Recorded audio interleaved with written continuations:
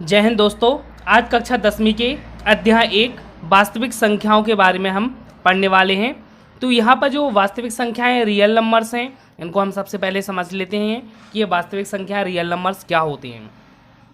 संख्याएं परिमेय और अपरिमेय संख्याओं के संग्रह को वास्तविक संख्याएं कहती हैं। तो वास्तविक संख्याओं के अंतर्गत परिभाषा में परिमेय और अपरिमेय संख्याओं की बात की गई है। तो हम पिछली कक्षाओं में वैसे तो पढ़ चुके हैं कि परिमेय और अपरिमेय संख्या क्या कहलाती हैं।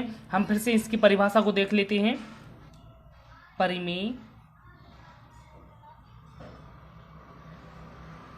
संख्याएं, तो परिमेय संख्याओं की यदि हम बात करें तो वे सभी संख्याएं जिन्हें हम P/Q के रूप में लिख सकते हैं। परिभाषा देखते हैं कि वे संख्याएं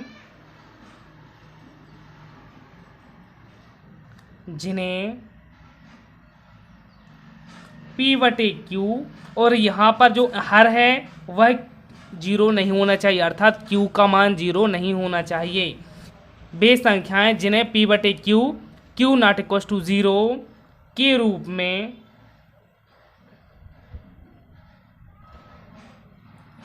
लिखा जा सकता है,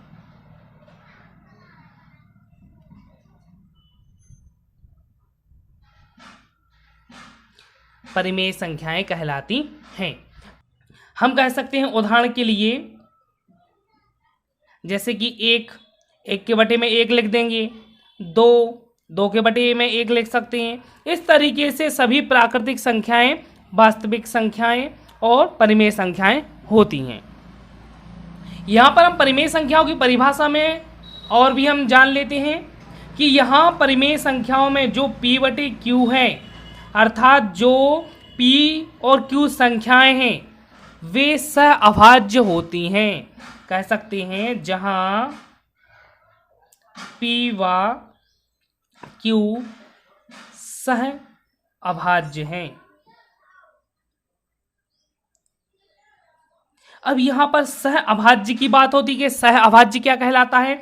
तो सहअभाज्य का अर्थ होता है कि जो हमारे पास संख्याएं हैं P और Q, यदि हम इनका HCF निकालें, किनका, P और Q का, तो वो 1 होना चाहिए।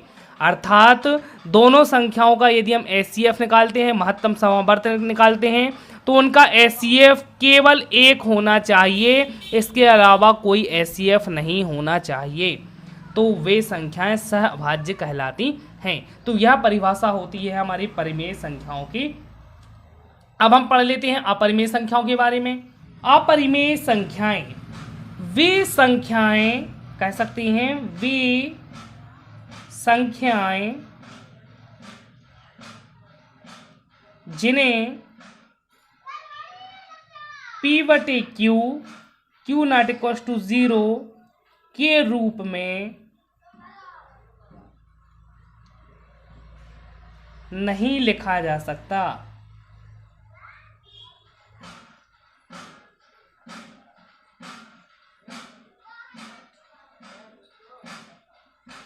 वे संख्याएं जिन्हें P/Q के रूप में नहीं लिख सकते, वे संख्या अपरिमेय संख्याएं कहलाती हैं। इसको कह सकते हैं कि वे सभी संख्याएं अपरिमेय संख्याएं कहलाती हैं जो परिमेय संख्याएं नहीं हैं। तो इसके उदाहरण के लिए हम कह सकते हैं जैसे कि करणी 3, करणी 5 और इस तरीके से संख्याएं जो होती हैं वो अपरिमेय संख्याएं कहलाती हैं। यूक्लिड विभाजन प्रमेयिका, यूक्लिड विभाजन प्रमेयिका को समझने से पहले हम एक भाग के प्रश्न को देखते हैं। इसमें क्या है, यूक्लिड विभाजन, विभाजन मतलब भाग। हम इसको एक उदाहरण के द्वारा समझते हैं। यदि हम 35 में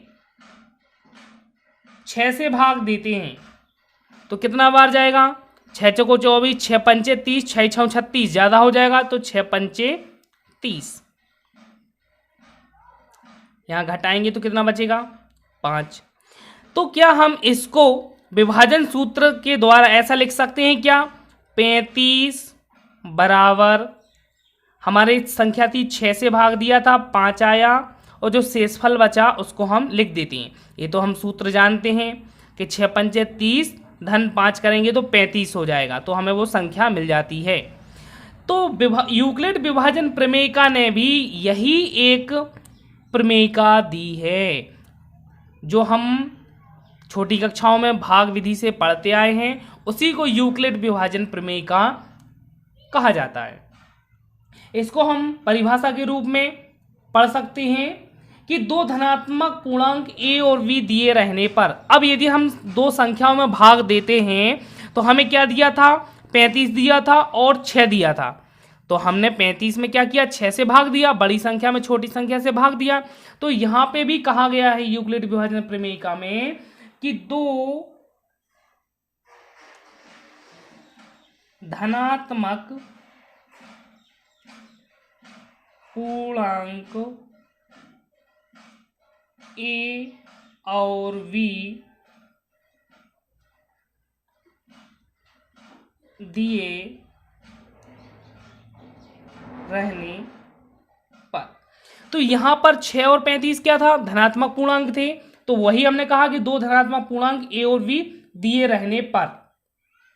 अब यहां पे हमने जब 6 का भाग 35 में दिया तो हमें क्या, भागफल मिला और शेषफल भी मिला। तो यहां पर हम कहते हैं दो धनात्मक पूर्णांक a और b दिए रहने पर ऐसी अद्वितीय पूर्ण संख्याएं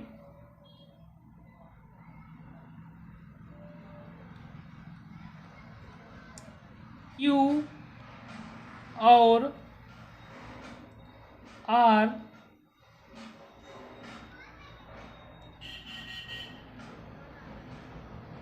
विद्यमान हैं कि, यहां पर हमने क्या बोला कि दो धनात्मक पूर्णांक a और b दिए रहने पर ऐसी अद्वितीय पूर्ण संख्याएं Q और R विद्यमान हैं कि, यहां पर हमने Q मान लिया जो हमें भागफल मिला था और हमने R मान लिया जो हमें शेषफल मिला था। तो पूर्ण संख्याएं Q और R विद्यमान हैं कि, किस तरीके से, अब यहां पर हमने संख्या क्या माना, a और b, तो जो बड़ी संख्या होती है उसको हम a मान लेते हैं। तो a बराबर क्या हो जाएगा, यहां पर 6 क्या है, b है जो b माना था b, और यहां पर हमने q और r माने हैं। तो यहां पर 5 क्या है, यहां पर q और a r क्या है 5, तो क्या हो जाएगा b q धन r। तो यहां हमें एक प्रमेयिका मिल जाती है कि दो धनात्मक पूर्णांक a और b दिए रहने पर ऐसी अद्वितीय पूर्ण संख्याएं q और r विद्यमान हैं कि a बराबर v q धन r। अब यहां पर जो r है उसका मान की यदि हम बात करें कि r का मान क्या हो सकता है, शून्य हो सकता है, क्योंकि शेषफल शून्य हो सकता है। लेकिन क्या नहीं हो सकता, हमारा जो b का मान है वो नहीं हो सकता। यदि b का मान यहाँ पे 6 आ जाएगा तो भाग चला जाएगा फिर से, तो r का मान जो होगा वो b के मान से कैसा होगा, छोटा होगा। तो हम कह सकते हैं कि जो r का मान है वह b के मान से कैसा होगा, छोटा होगा। लेकिन क्या हो सकता है, शून्य हो सकता है या शून्य से बड़ा हो सकता है। तो इसे ही हम यूक्लिड विभाजन प्रमेयिका कहते हैं। यह बहुत ही महत्वपूर्ण होती है। ये प्रश्न 2 नंबर का भी बनता है, यदि 2 अंक का प्रश्न आता है तो ये पूछा जाता है। यूक्लिड विभाजन प्रमेयिका के बाद हम यूक्लिड विभाजन एल्गोरिथम के बारे में जान लेते हैं कि जो यूक्लिड विभाजन एल्गोरिथम है यह यूक्लिड विभाजन प्रमेयिका पर आधारित है। तो हम क्या कह सकते हैं कि यह है यूक्लिड विभाजन प्रमेयिका पर आधारित है कि यूक्लिड विभाजन एल्गोरिथम का प्रयोग दो धनात्मक पूर्णांकों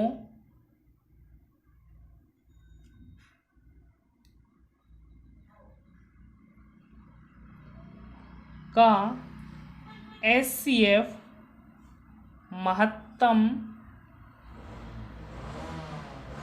समापवर्तक ज्ञात करने के लिए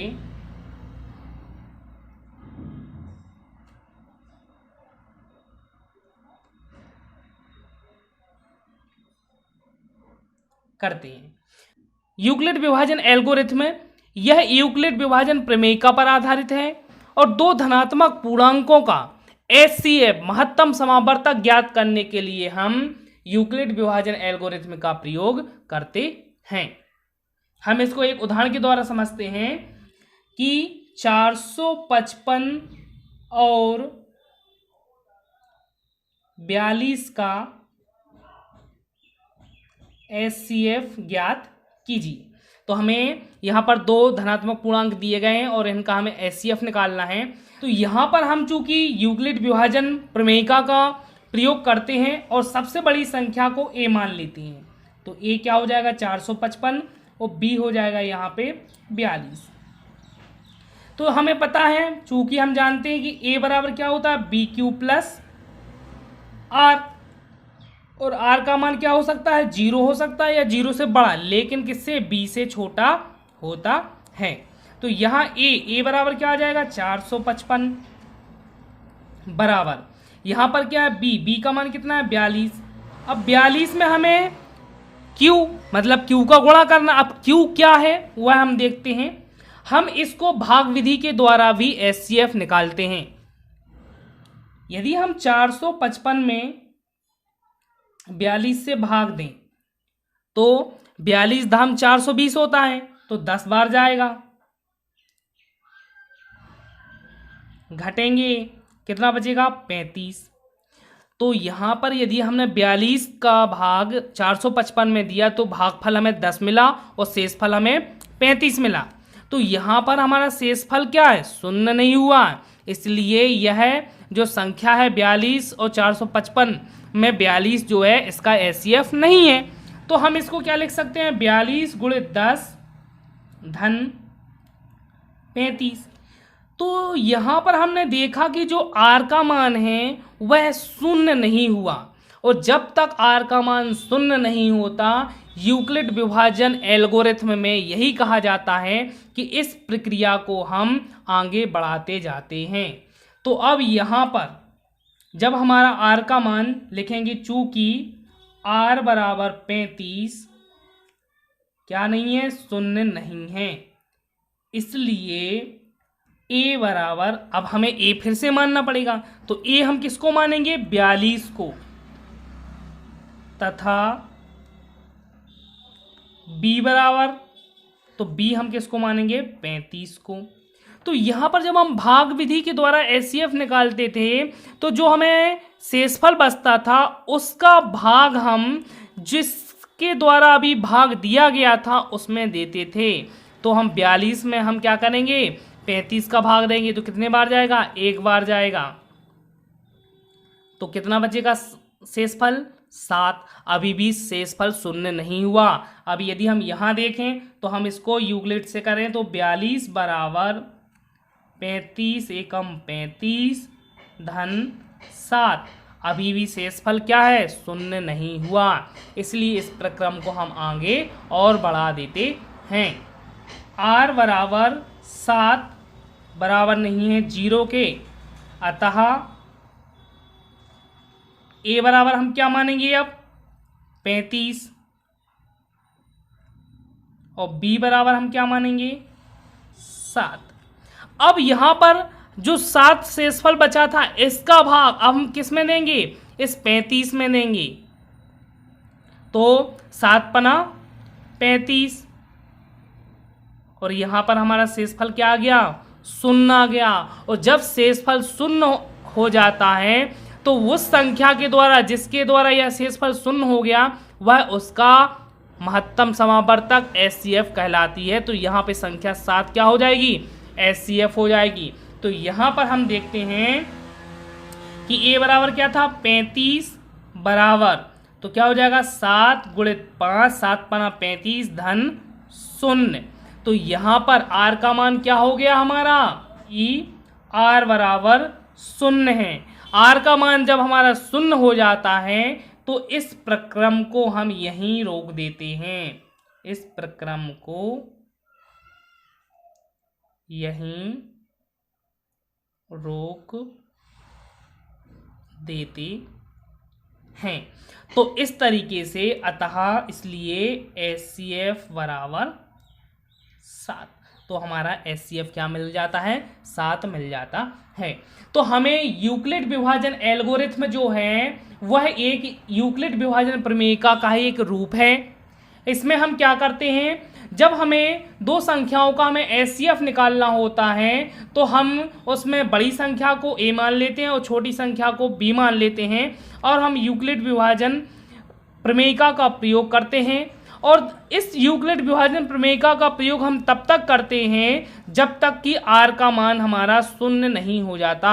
जैसे ही R का मान शून्य होता है हम इस प्रक्रम को रोक देते हैं और जिस संख्या के द्वारा R का मान शून्य होता है वह इसका HCF कहलाता है।